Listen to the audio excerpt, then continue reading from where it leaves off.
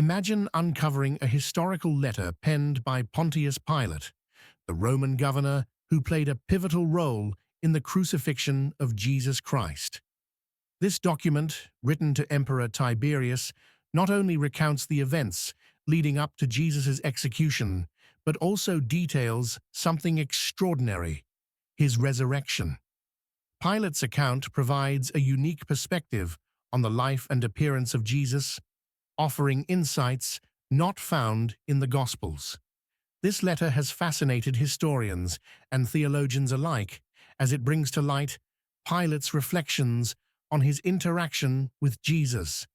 It describes a man of unparalleled virtue, whose presence left a lasting impression on all who encountered him.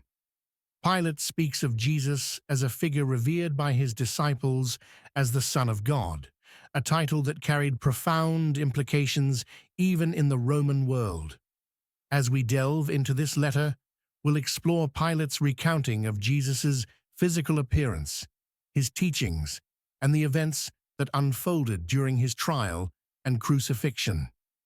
Pilate's narrative is filled with admiration and regret, providing a rare glimpse into the thoughts of a man who witnessed one of the most significant moments in human history.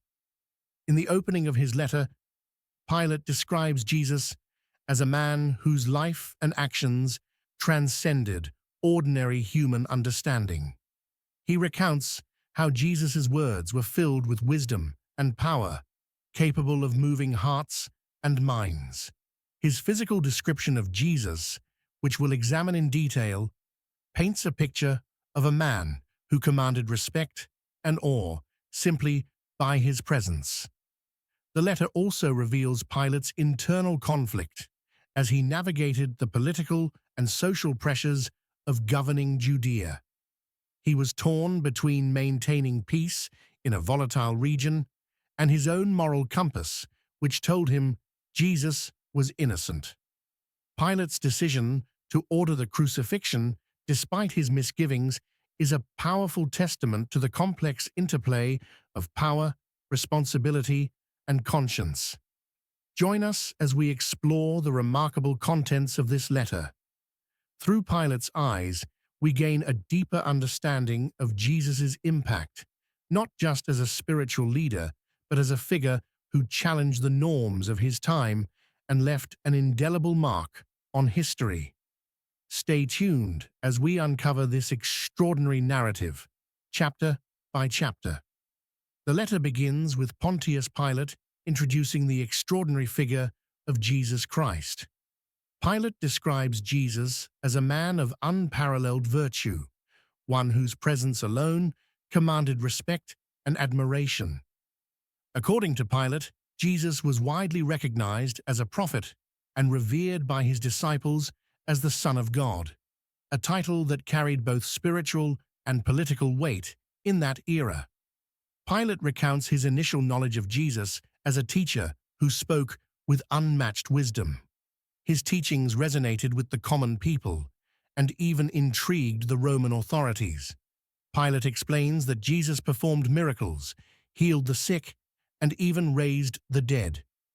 These acts of compassion and power captivated the hearts of many, but also aroused suspicion and envy among the Jewish religious leaders.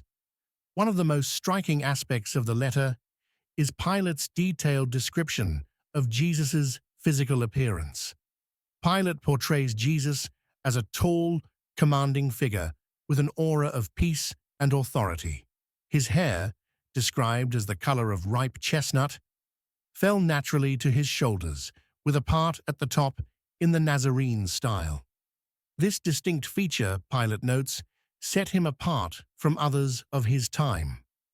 Jesus' face, Pilate writes, was smooth and free of blemishes, with a slight blush that added to his serene appearance. His eyes, however, left the most lasting impression. Pilate describes them as gray, clear, and bright, possessing an intensity that seemed to pierce the soul. These eyes, he notes, had a way of reproaching without words, offering wisdom and calmness in equal measure. Pilate also highlights Jesus' demeanor, serious yet approachable, gentle but commanding respect. Though he laughed infrequently, he often wept, revealing a deep sensitivity to the suffering of those around him. Pilate notes that Jesus spoke with wisdom that transcended earthly understanding, and his every word seemed deliberate and profound. This description offers a rare glimpse into the humanity and divinity of Jesus, as seen through the eyes of a Roman governor.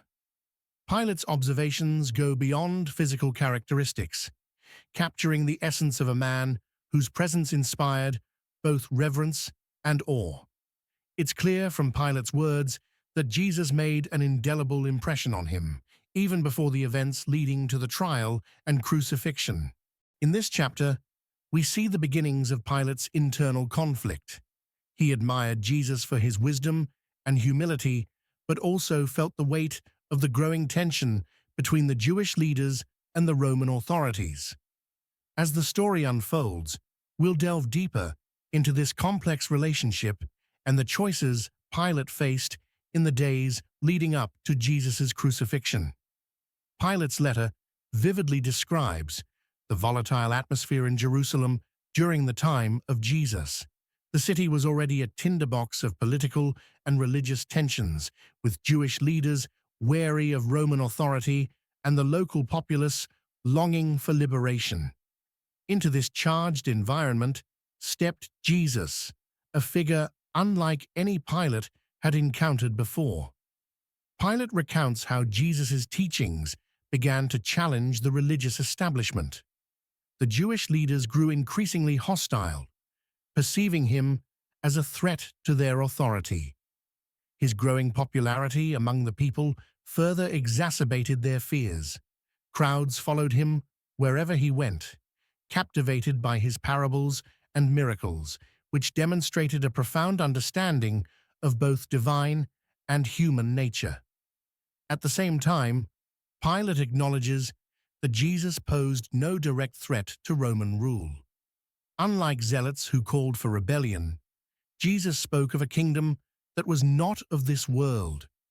This distinction initially reassured Pilate, who saw in Jesus a man advocating peace rather than insurrection. However, the religious leaders saw things differently. They accused Jesus of blasphemy, claiming he undermined their traditions and authority. Their animosity toward him grew to the point of plotting his demise. Pilate describes how complaints against Jesus began to flood into the praetorium. The Jewish leaders demanded action, alleging that Jesus was misleading the people and disrespecting their laws. Despite their persistence, Pilate found no justification to arrest or punish him. To Pilate, Jesus appeared as a teacher of wisdom, not a political agitator or criminal. Pilate also reveals his impressions of Jesus' wisdom and the profound impact of his words. He recalls an incident where Jesus was asked about paying taxes to Caesar.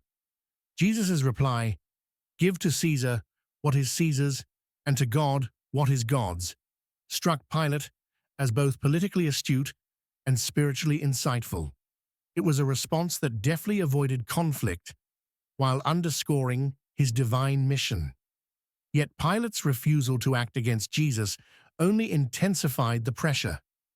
The Jewish leaders threatened to appeal directly to Caesar if Pilate failed to address their concerns. Caught between his admiration for Jesus and his duty as governor, Pilate found himself in an increasingly precarious position. In this chapter, the seeds of Pilate's internal struggle are sown. He admired Jesus for his wisdom and perceived him as a man of peace, yet the political and social tensions of the time placed him in an impossible position.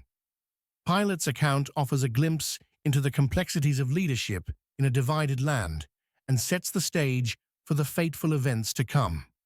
In the letter, Pilate recounts the pivotal moment when the trial of Jesus came before him, detailing his internal conflict and the external pressures that surrounded the event. As the Roman governor, Pilate held the authority to pass judgment, but he quickly realized that this was no ordinary trial. The accusations brought against Jesus by the Jewish leaders were twofold. They claimed he had committed blasphemy by declaring himself the Son of God, and accused him of inciting rebellion by opposing the payment of taxes to Caesar. Pilate was skeptical of these charges, particularly since he had observed Jesus' teachings and actions to be peaceful and devoid of revolutionary intent. Pilate notes that, during the trial, Jesus maintained a calm and composed demeanor, responding to questions with wisdom and confidence, rather than defensiveness or hostility. Pilate's account of questioning Jesus is particularly striking. When Pilate asked if he was the king of the Jews, Jesus replied, "You say that I am." These words, though simple, carried a profound weight that left Pilate contemplating the nature of Jesus' kingship, a kingdom not rooted in political power, but in spiritual truth. Jesus' statement, "My kingdom is not of this world," intrigued Pilate, who struggled to reconcile the accusations against Jesus with the man standing before him.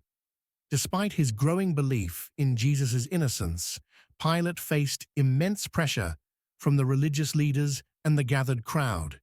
They demanded a swift judgment, insisting that Jesus' claims threatened both their faith and Roman authority. The tension in Jerusalem was palpable, and Pilate feared that refusing their demands might incite a revolt, a situation that could draw the wrath of Emperor Tiberius and jeopardize Pilate's position as governor. Seeking a way out of the dilemma, Pilate proposed releasing one prisoner as part of a Passover tradition, offering the crowd a choice between Jesus and Barabbas, a notorious criminal. To Pilate's astonishment, the crowd, likely influenced by the religious leaders, chose to free Barabbas and condemn Jesus. Pilate describes this moment as one of profound disillusionment, realizing the extent of the leaders' hatred for Jesus and the malleability of the crowd. As the trial reached its conclusion, Pilate attempted one last gesture to distance himself from the judgment. He publicly washed his hands, declaring, "I am innocent of this man's blood. See to it yourselves." However, even as he performed this symbolic act, Pilate confesses in the letter that he felt a deep and inescapable guilt.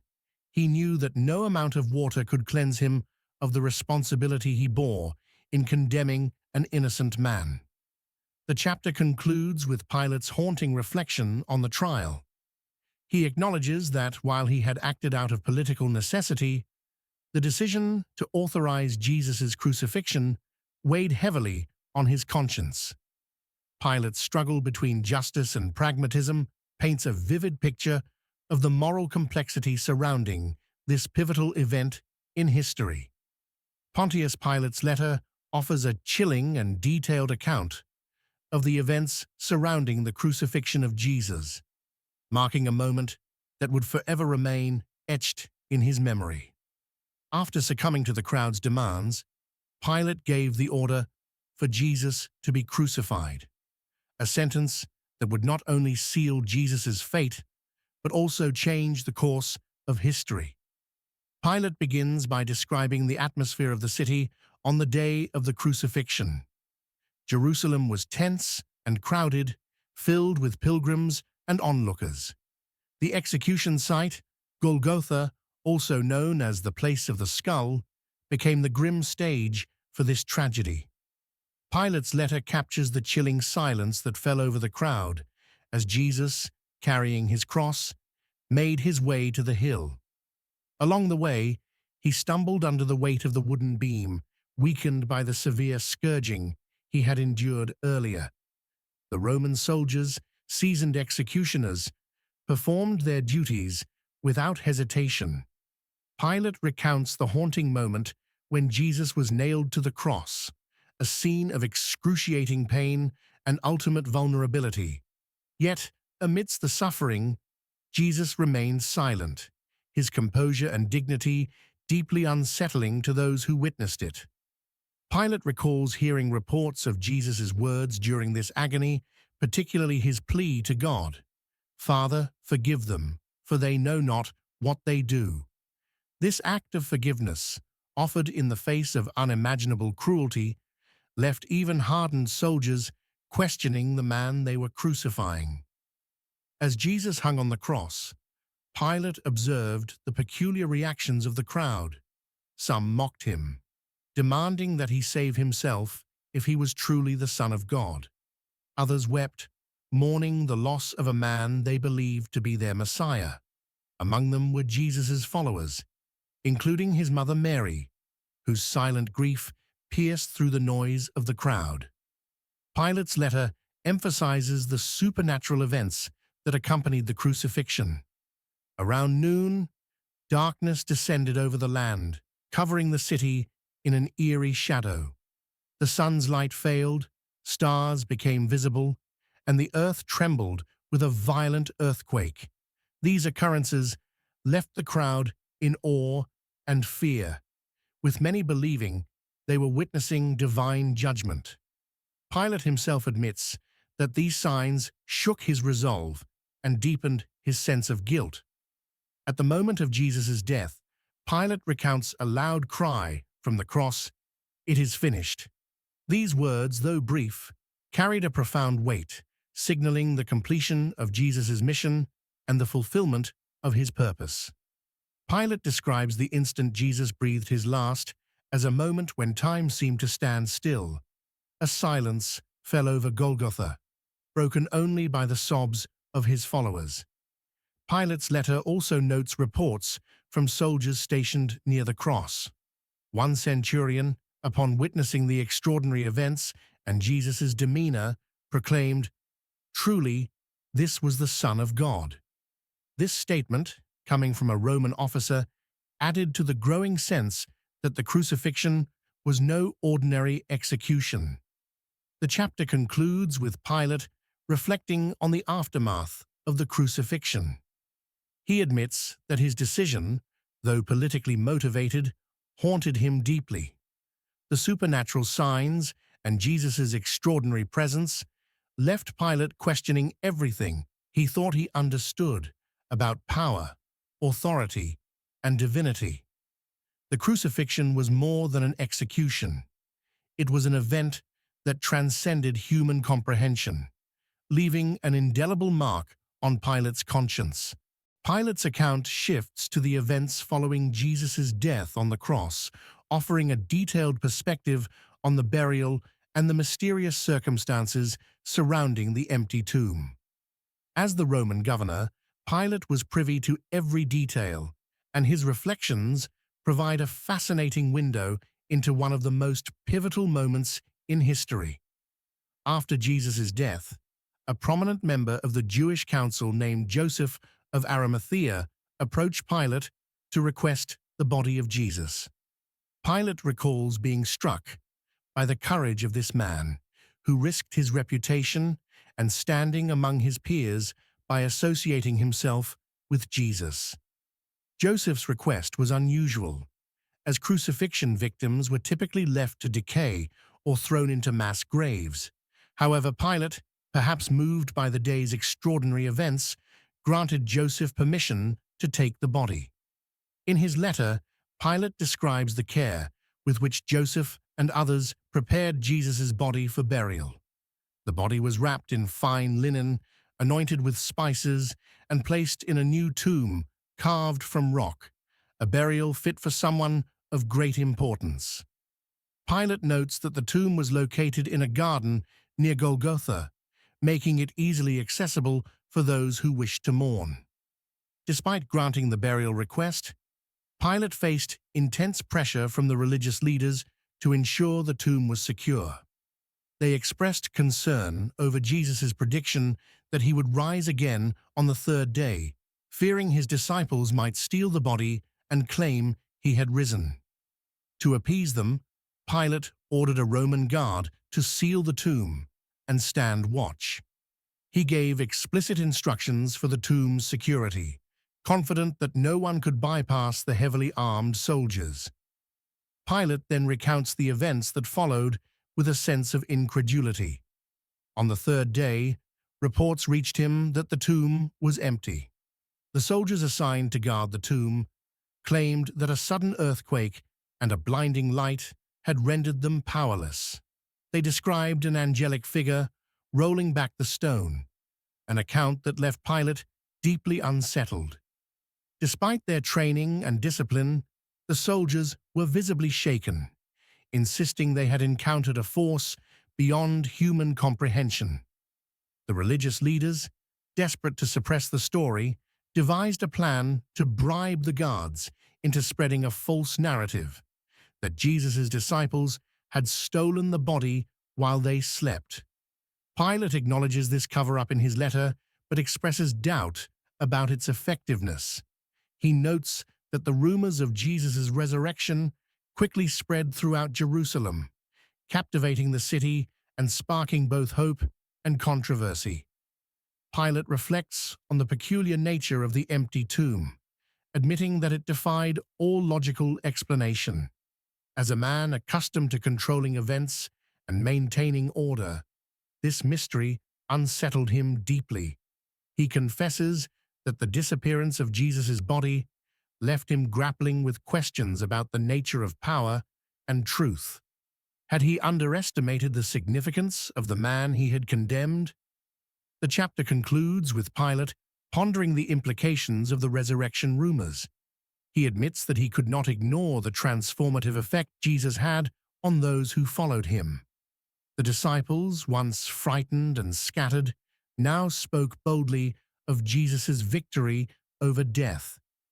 Pilate sensed that this event would not simply fade into history, but would continue to shape the lives and beliefs of countless people. As Pilate continues his account, the rumors of Jesus' resurrection take center stage, spreading rapidly throughout Jerusalem. Pilate admits to being both intrigued and unsettled by these reports. While the religious leaders dismissed the claims as fabrications, Pilate could not ignore the testimonies of those who insisted they had encountered the risen Jesus. The growing momentum of these accounts caused a stir among the people, further complicating the already volatile political situation. Pilate recalls hearing from his advisors about the strange confidence and boldness displayed by Jesus' followers. Many who had been fearful after the crucifixion now spoke with unwavering conviction about seeing Jesus alive. They described him as transformed, radiant, and filled with a divine presence that surpassed his earthly life. This transformation puzzled Pilate, who wondered how a small group of uneducated fishermen and tax collectors could defy their fears to proclaim such an extraordinary message. The reports also described miraculous occurrences accompanying these appearances. Pilate notes that people claimed Jesus walked through locked doors, ate with his disciples, and even allowed them to touch his wounds as proof of his identity. These details, though difficult to comprehend, added weight to the resurrection narrative. Pilate could not dismiss these accounts outright, as they came from multiple sources, each testifying to similar events. Pilate's skepticism was challenged further when reports surfaced that Jesus had appeared not just to individuals, but to groups of people. One account suggested that over 500 people had seen him at once, a claim that defied any attempt to dismiss the resurrection as mass hysteria or fabrication. These appearances were accompanied by a powerful message that Jesus had conquered death and offered eternal life to all who believed in him. Despite his attempts to maintain a sense of detachment, Pilate confesses in his letter that these events left a profound impression on him. He wrestled with feelings of guilt over his role in Jesus' death, coupled with a growing sense that he had been a witness to something beyond human understanding. Pilate describes sleepless nights spent replaying the events in his mind, haunted by Jesus's calm demeanor during the trial and the mysterious darkness that had covered the city at the moment of his death. Adding to Pilate's turmoil were reports from his own soldiers who had been stationed at the tomb. Though they had been bribed to spread a false narrative, some confided in their superiors about what they had truly witnessed. They spoke of an angelic figure, a blinding light, and an earthquake that accompanied the stone being rolled away. These accounts, though suppressed, reached Pilate and deepened his unease. In his reflections, Pilate admits to a growing awareness that Jesus' story was far from over. He sensed that the resurrection, whether real or fabricated, carried a power that transcended the limits of human governance. It was not just an event, but a movement that seemed destined to challenge the foundations of the Roman Empire itself. Pilate confesses his fear that what had begun as a small gathering of followers in Galilee might soon grow into something unstoppable. As he concludes this chapter, Pilate reflects on the contrast between his position of authority and the moral and spiritual authority Jesus embodied. Though he held the power to sentence Jesus to death, Pilate now recognized that he could not contain or control the impact of Jesus' life, death, and rumored resurrection. This realization left him with a deep sense of humility and an awareness of his own limitations. In the aftermath of the resurrection rumors, Pilate found himself compelled to investigate the claims surrounding the empty tomb. As the governor of Judea, he felt it was his responsibility to maintain order in the region, and the reports of Jesus' disappearance from the tomb were causing unrest. Pilate writes in his letter that his curiosity was mixed with a sense of dread, knowing that whatever he uncovered might further complicate the political and spiritual tensions already brewing in Jerusalem. Pilate ordered a detailed report from the soldiers who had been stationed to guard the tomb. These guards had been assigned to prevent any tampering with the body, particularly given the warnings from Jewish leaders that Jesus' disciples might attempt to steal it and claim he had risen. The guards initially reported that they had experienced an earthquake and a blinding light that left them paralyzed with fear. They described seeing an angelic figure who rolled away the heavy stone sealing the tomb, and they admitted that when they regained their senses, the tomb was empty. When this account reached Pilate, he was both perplexed and unsettled.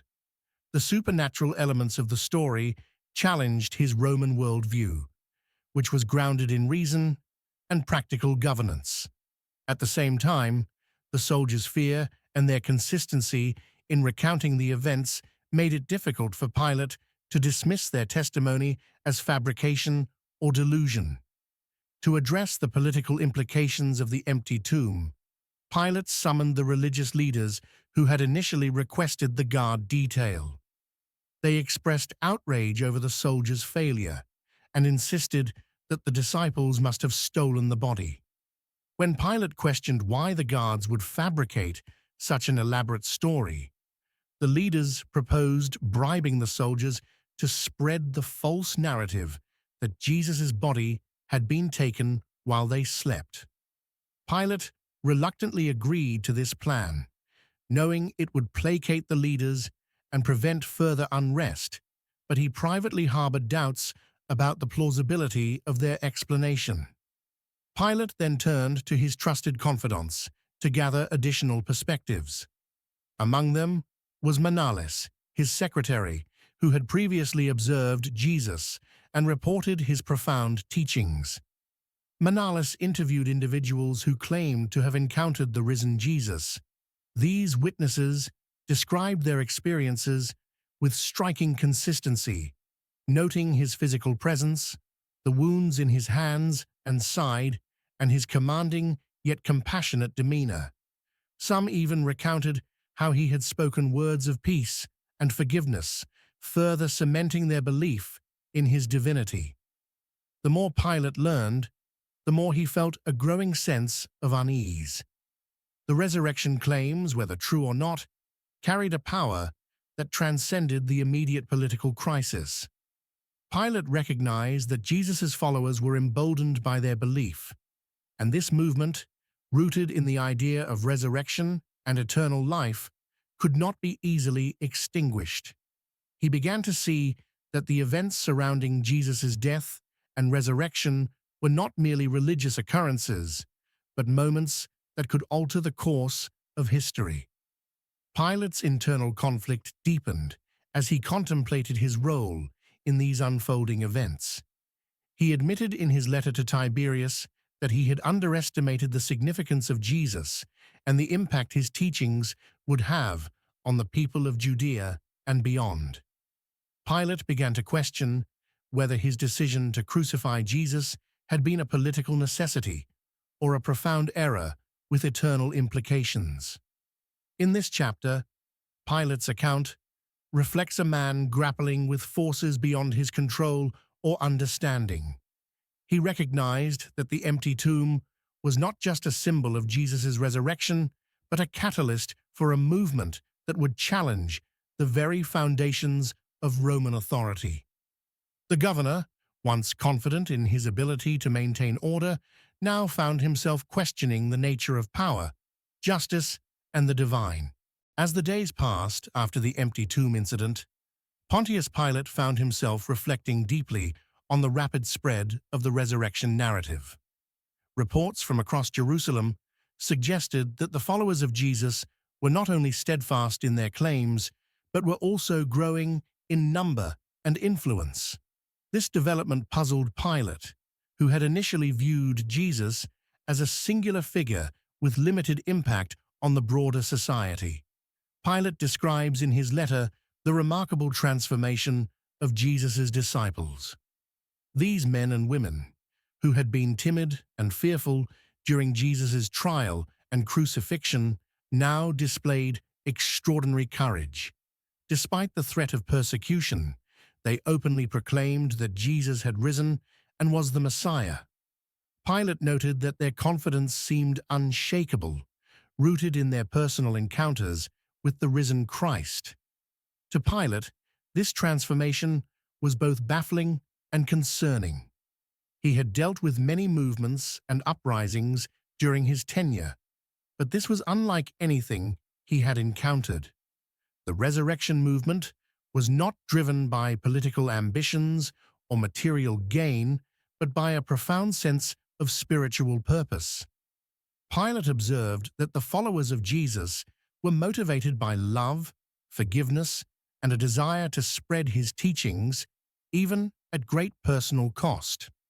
The Roman governor admitted in his letter that he struggled to understand the source of this newfound boldness. He pondered whether their claims could hold some truth.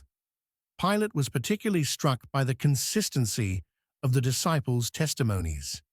They described the same events, encounters with Jesus, his wounds, his teachings after the resurrection, with remarkable unity, despite being questioned individually and under duress. Pilate also reflected on the role of miracles in the resurrection narrative. Reports of healings and supernatural occurrences continued to surface, further fueling the belief that Jesus' power extended beyond death. These accounts reached even Pilate's ears, making him question whether the man he had sentenced to death was truly who he claimed to be. While Pilate remained cautious about fully accepting these stories, he acknowledged in his letter that they carried an undeniable influence on the people. The governor also noted the reactions of the Jewish religious leaders. Their frustration and anxiety grew as the resurrection movement gained momentum. They attempted to discredit the disciples, accusing them of deceit and heresy, but their efforts seemed to have little effect. Pilate observed that the more the leaders tried to suppress the movement, the more it spread, as though the opposition only served to strengthen the resolve of Jesus' followers.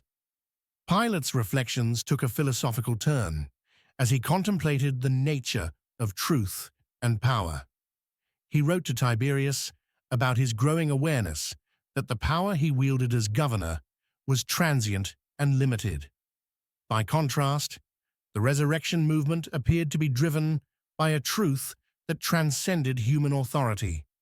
Pilate described this truth as a force that resonated deeply with those who heard it, compelling them to embrace it even in the face of persecution. This chapter of Pilate's letter reveals a man wrestling with profound questions about justice, divinity, and the eternal. He acknowledged the possibility that Jesus' life and resurrection were part of a greater plan, one that extended beyond the reach of Roman governance or earthly empires.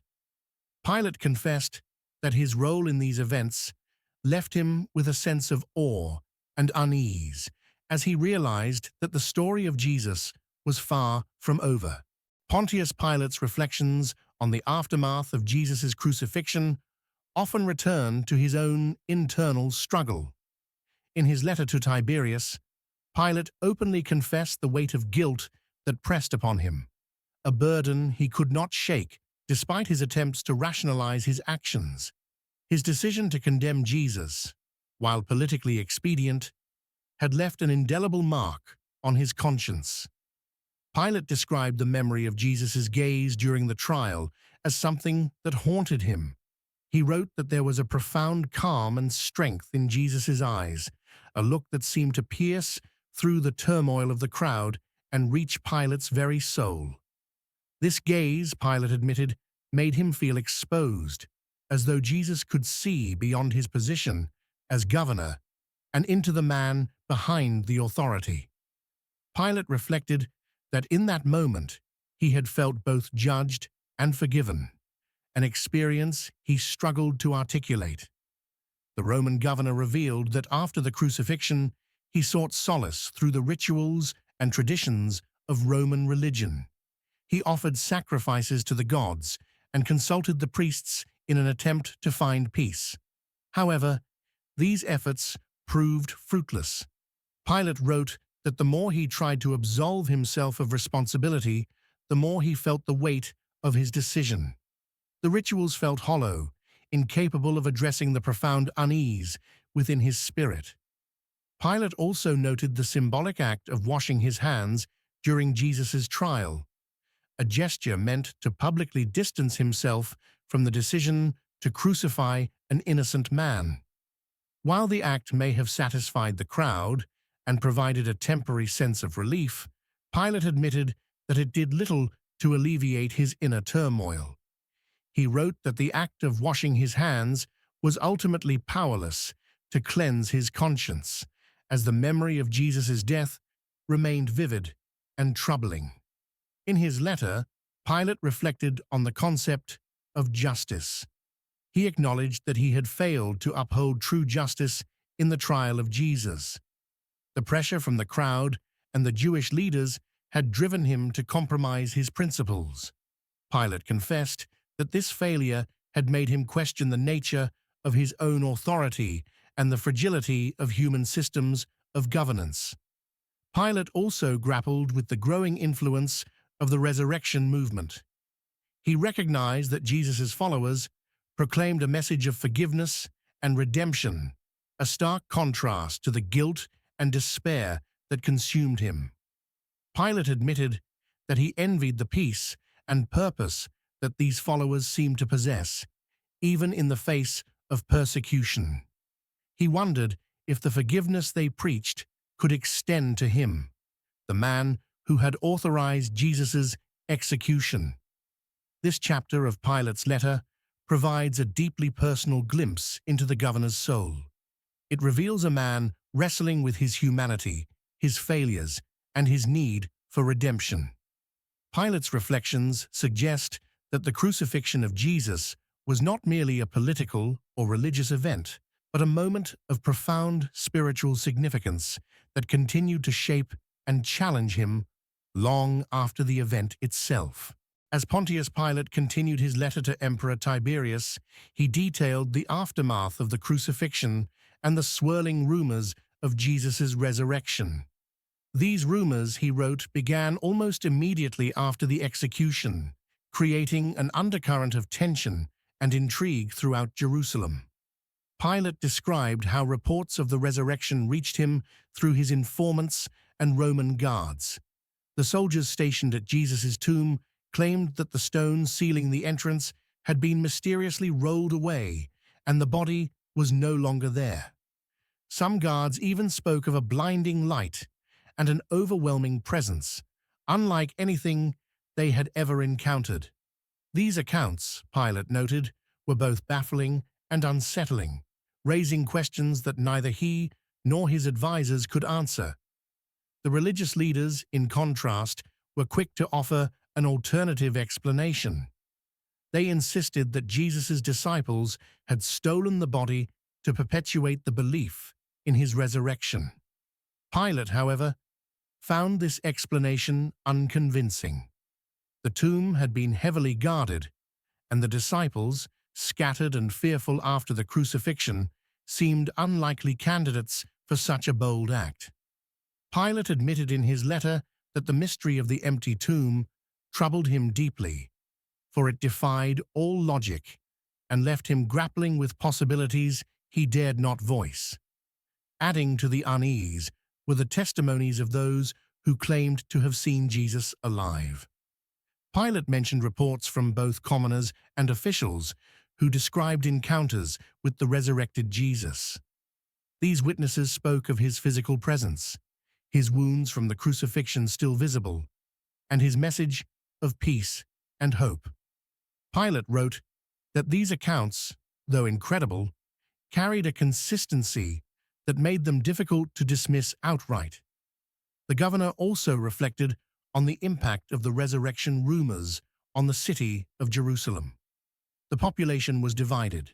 Some dismissed the stories as fabrications, while others were emboldened by them, viewing the resurrection as a sign of divine intervention. Pilate observed that the followers of Jesus, once a small and marginalized group, were now growing in number and confidence. This development alarmed the religious leaders, who viewed the burgeoning movement as a threat to their authority. In his letter, Pilate admitted to a growing sense of unease.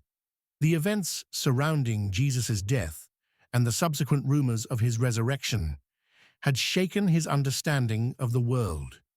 He described feeling as though he had been caught up in a story far greater than himself, a story that seemed to transcend the boundaries of politics, religion, and human comprehension. Pilate also expressed a reluctant admiration for Jesus' followers. Despite facing persecution and ridicule, they displayed a remarkable resilience and unity. Pilate speculated that their unwavering belief in the resurrection gave them a strength that no earthly force could break.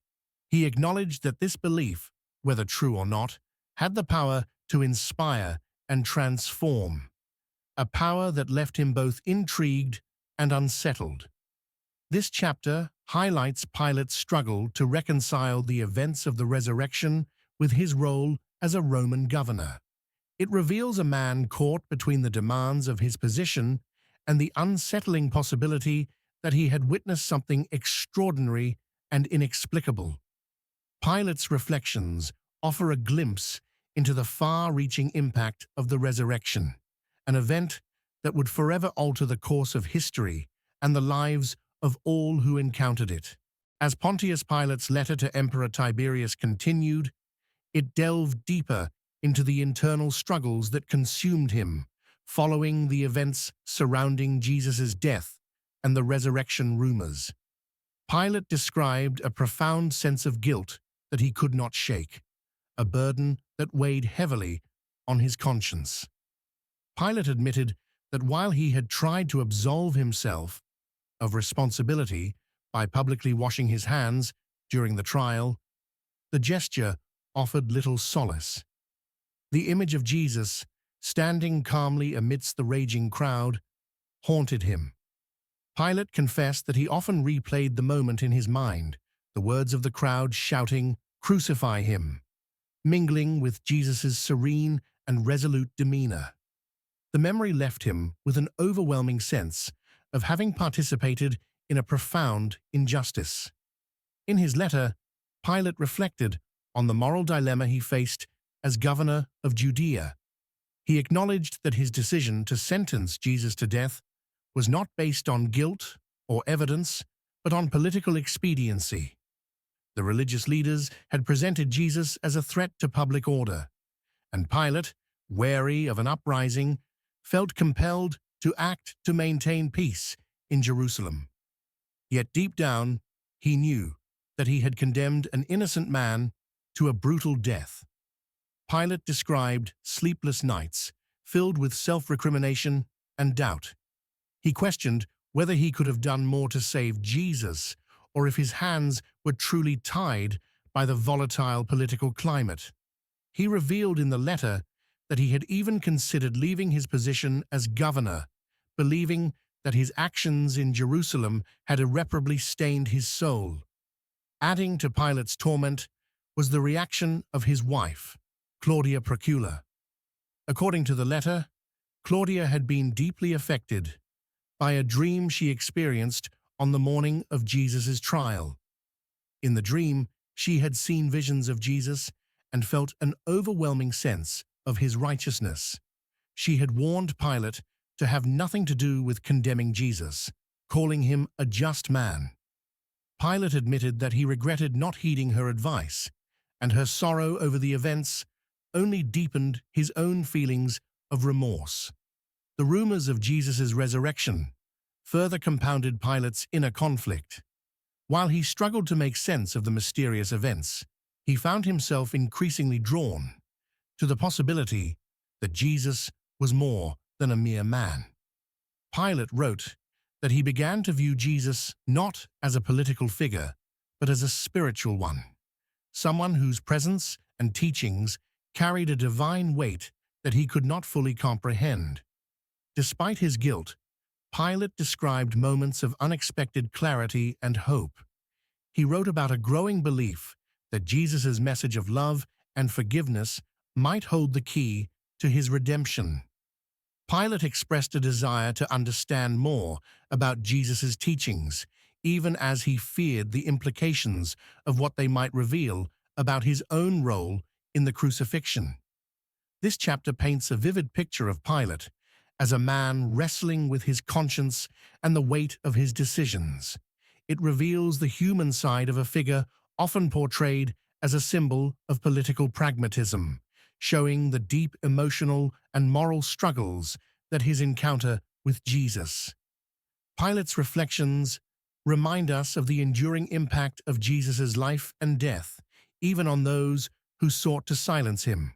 Pilate's letter to Emperor Tiberius takes a fascinating turn as he recounts the aftermath of Jesus' crucifixion and the mysterious events surrounding the resurrection. This chapter sheds light on Pilate's attempts to understand what truly transpired during those fateful days and the lasting impact it had on Jerusalem and beyond. The letter begins with Pilate's acknowledgement of the growing rumors that Jesus had risen from the dead. These accounts circulated rapidly among the people, sparking both awe and unrest. Pilate, initially dismissive of such claims, soon found himself unable to ignore the reports. Witnesses spoke of Jesus appearing to his disciples and others, seemingly alive and bearing no signs of the grave. The sheer number of testimonies forced Pilate to confront the possibility that something extraordinary had occurred. Determined to uncover the truth, Pilate ordered an official investigation into the matter. He instructed soldiers to examine the tomb where Jesus' body had been placed after the crucifixion. The soldiers reported back with unsettling news. The tomb was empty, and the heavy stone that had sealed it was rolled away. What baffled them further was the presence of Roman guards, who claimed they had been overpowered by an otherworldly force.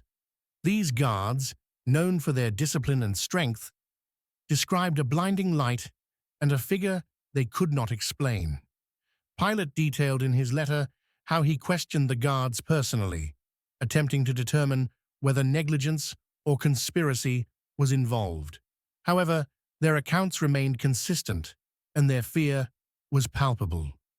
Pilate admitted that while he could not fully believe their story, he could not dismiss it either. The disappearance of Jesus' body was a mystery that defied logic and left him deeply unsettled.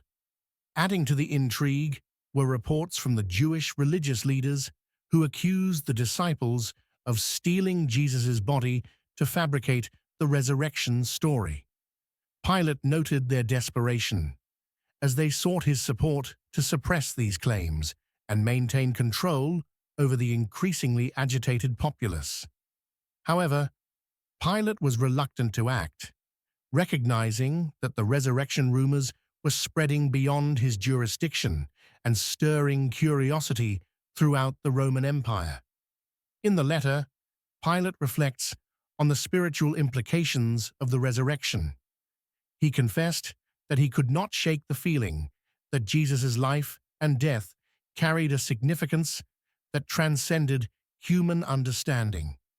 The idea that Jesus might have triumphed over death challenged Pilate's worldview, forcing him to grapple with questions about divinity, justice, and the afterlife.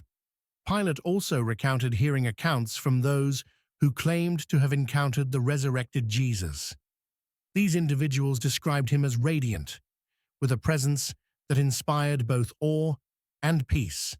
They spoke of his continued message of love, forgiveness, and hope, emphasizing that his resurrection was a sign of victory over sin and death.